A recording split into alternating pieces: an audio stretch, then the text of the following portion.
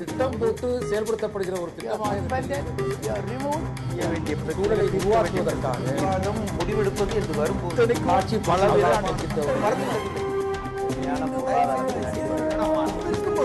எதிர்த்து பேசிட்டு நேர்பட பேசி தொடர்கிறது பேராசிரியர் திரு எஸ்.ஆர். சேகர் இரண்டு கருத்துக்களை முன்வைச்சார். ஒரு வேட்டிக்கு ஒரு அங்கீகாரத்தை பெறுவதற்கான முயற்சி நடக்கிற நேரத்தில் அதற்கு ஒரு போட்டியான ஒரு கோரிக்கையாக இது முன்வைக்கப்படுகிறது. ஒரு வகையில் இது வேட்டியை இழிவுபடுத்தக்கூடிய ஒன்று அப்படின்னு கூட சொல்லலாம்ன்ற கருத்தை முன்வைக்கிறார். இந்த கோரிக்கையை சமமா பார்க்கணுன்ற கோரிக்கை. லுங்கி கைலி அப்படின்னு சொல்லும் போதே ஒரு சித்திரம் வருகிறது. வேட்டிக்கு சமமானதல்ல, வீடுகளில் மட்டும் இரவுல பயன்படுத்துற ஒரு ஆடை, அப்படி பார்க்கிற ஒரு நைட்டியை போன்ற ஒரு ஆடை, அப்படி பார்க்கிற பார்வையும் சிலருக்கு இருக்கு. இந்த கைலி அப்படின்ற ஒன்றை பற்றிய சித்திரத்தை மாத்தணும், ஒரு பொது பிம்பத்தில் இருக்கிற ஒரு சித்திரத்தை மாத்தணும் அப்படின்றதான் உங்க கோரிக்கையோட நோக்கமா?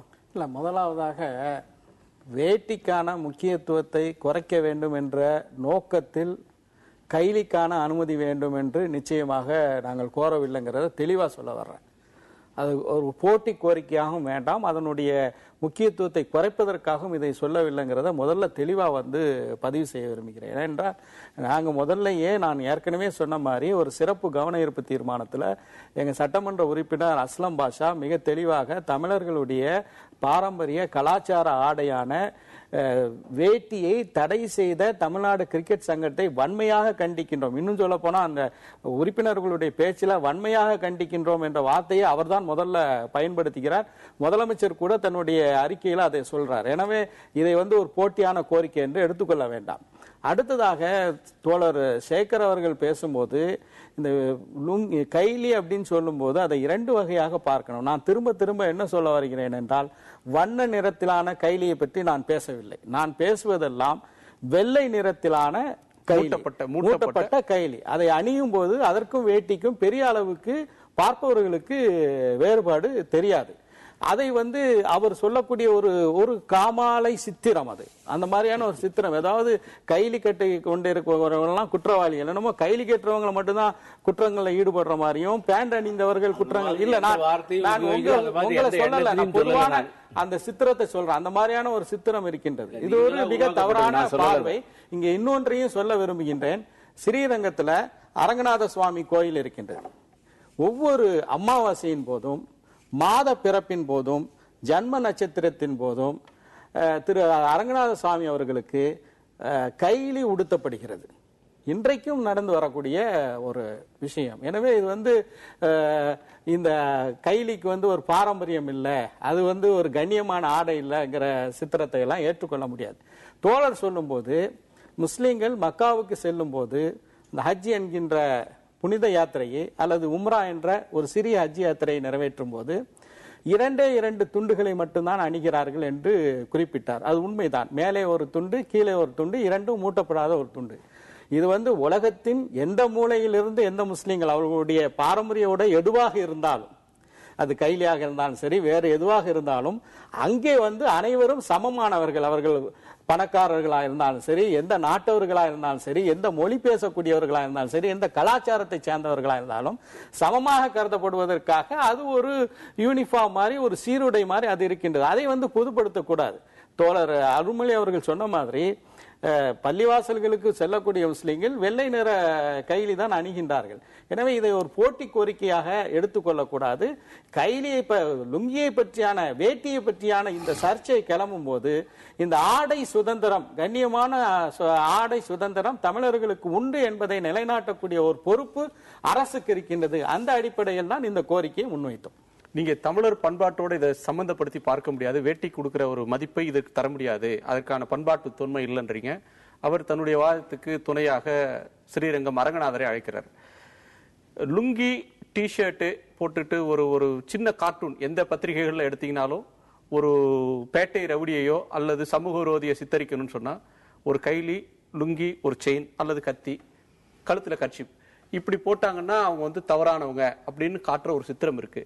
அந்த மனப்போக்கிலிருந்து அந்த சிந்தனையை உள்வாங்கி கொண்டு நீங்க அதை எதிர்க்கிறீங்களா? இல்ல, லுங்கிங்கிறது அதிகபட்சம், இந்த கைலிங்கிறது அதிகபட்சம் அதோட தொன்மை 300 வருஷம். அதுக்கு முன்னாடி எங்கேயுமே நீங்க ஒரு ஆதாரத்தை காட்ட சொல்லுங்க, இருக்க வாய்ப்பு கிடையாது.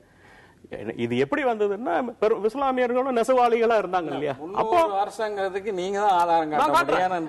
தாராளமா சொல்றேன், தாராளமா சொல்றோம். இஸ்லாமியர்கள் அதுலயும் பொதுவா இந்த தஞ்சாவூர் பக்கத்துல நெசவுல தொழில ஈடுபட்டு இருந்தவங்க தான் முதல்ல இந்த வேட்டியில வண்ணம் புகுத்தி, அது என்னன்னா பர்மால இருந்து அப்ப நம்மளுடைய வியாபாரம் அப்ப நிறைய பெருகி இருந்த காலம் அது, அப்ப வந்ததுதான். அதுலயே நம்ம மாறுபடுகிறேன். இந்த கைலி என்பது தமிழகத்தில் முஸ்லிம்கள் 300 ஆண்டுகள் அல்ல பாரம்பரியமாக அணியக்கூடிய ஆடை.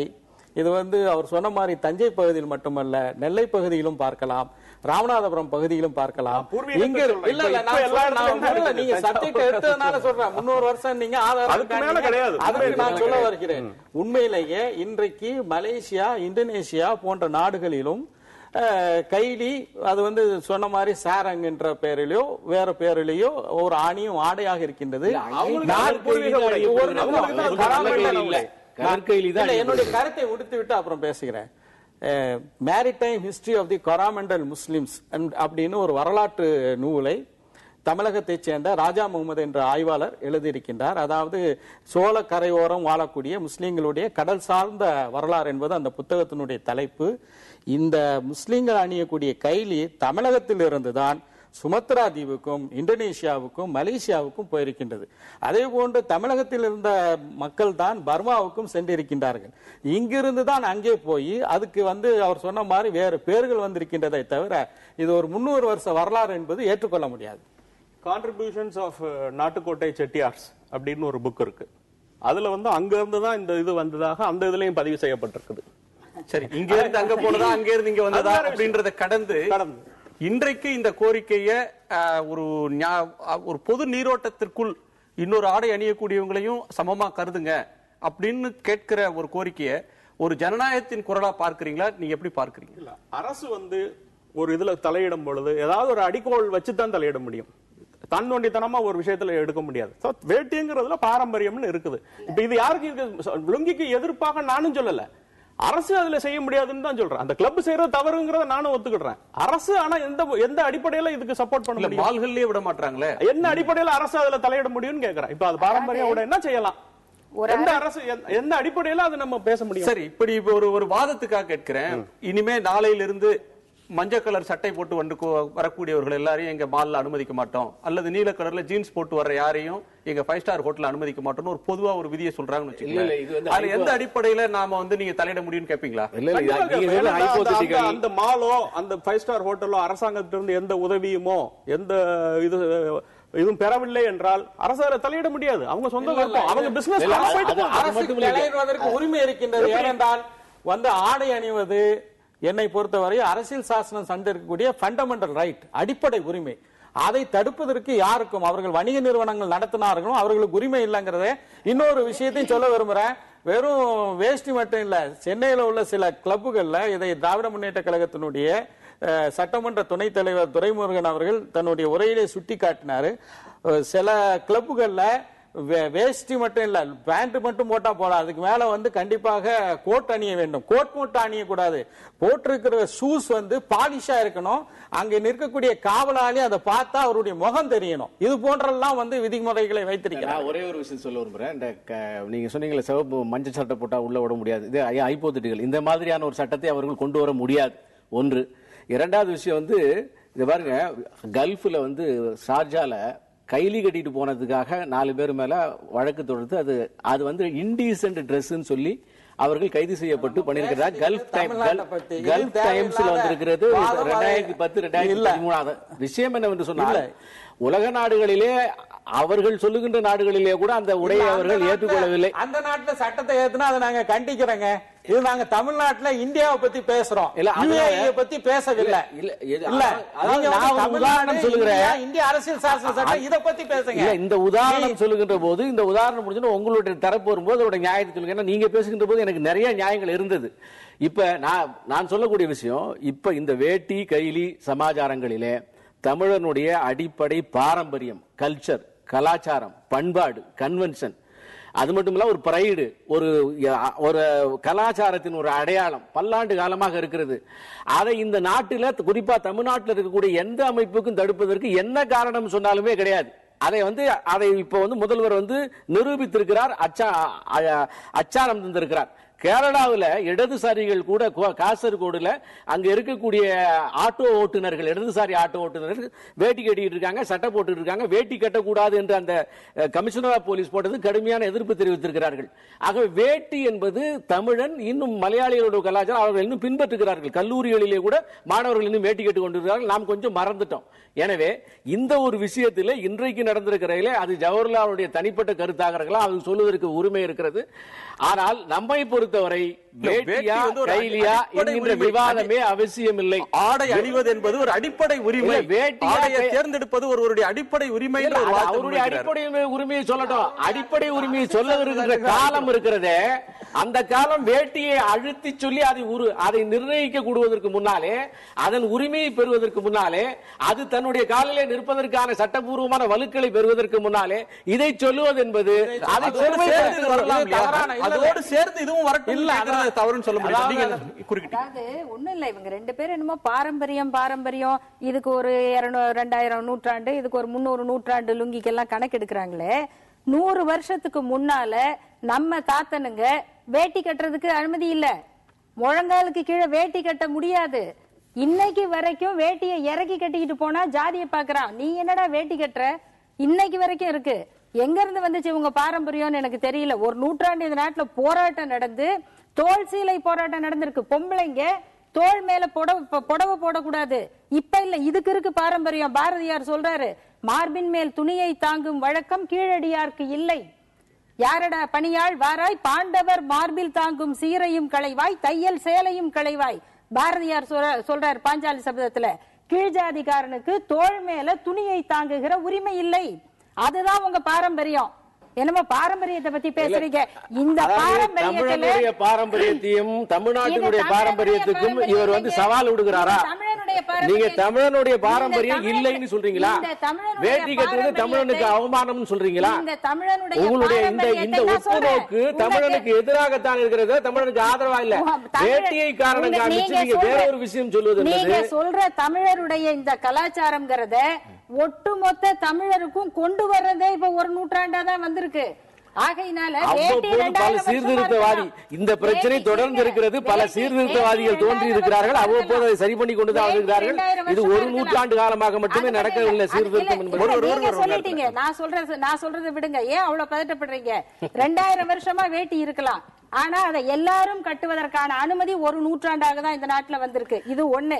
ரெண்டாவது, கோயிலுக்குள்ள அவங்க சொன்னாரு, ஏன் சகோதரர் சொன்ன மாதிரி 2 துண்டோட உலகத்துல எங்க இருந்தாலும் மேல ஒரு துண்டு கீழே ஒரு துண்டு போட்டு வாங்கன்னு ஒரு மதம் சொல்லுது.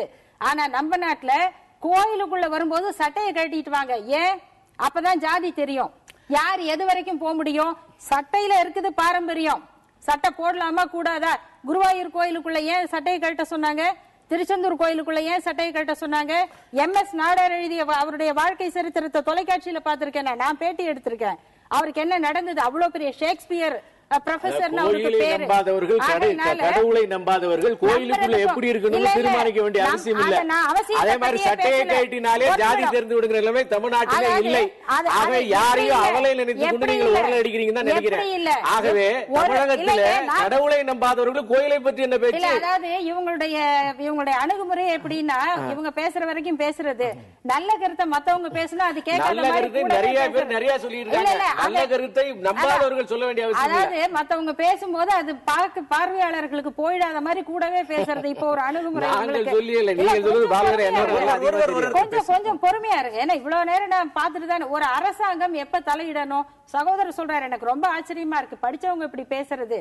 டிஸ்கிரிமினேஷன் வந்தா அரசாங்கம் தலையிட முடியும். வேட்டி கட்டுனா ஒருத்தர் அனுமதிக்கிறீங்க, கைலி கட்டுனா ஒருத்தர் அனுமதிக்கலன்னு சொன்னா அரசாங்கம் தலையிட முடியும். ஏங்க அதுவும் ஒரு உடை தானே. அரசாங்கம் பாரம்பரியம் பார்த்துதான் தலையிடணுங்கிற அவசியம் கிடையாது. அரசாங்கம் ஒரு ஏழைக்கும் பஞ்சை பராரிக்கும் இருப்பவர் இல்லாதவர் எல்லாரையும் காப்பாற்ற வேண்டியது அரசாங்கத்தின் பொறுப்பு. இவங்க எல்லாம் நினைக்கிறாங்க பணக்காரங்களுக்கும் பாரம்பரியத்துக்கும் தான் அரசாங்கம். இது ரொம்ப தவறான பார்வை. அது ஒரு சிறிய இடைவேளைக்கு பிறகு பேசலாம். ஒரு சிறிய இடைவேளைக்கு பிறகு நேர்பட பேசு தொடரும்.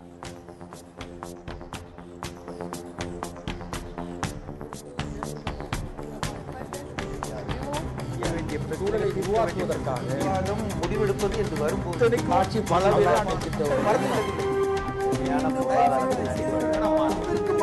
எதிர்த்து பேசிட்டு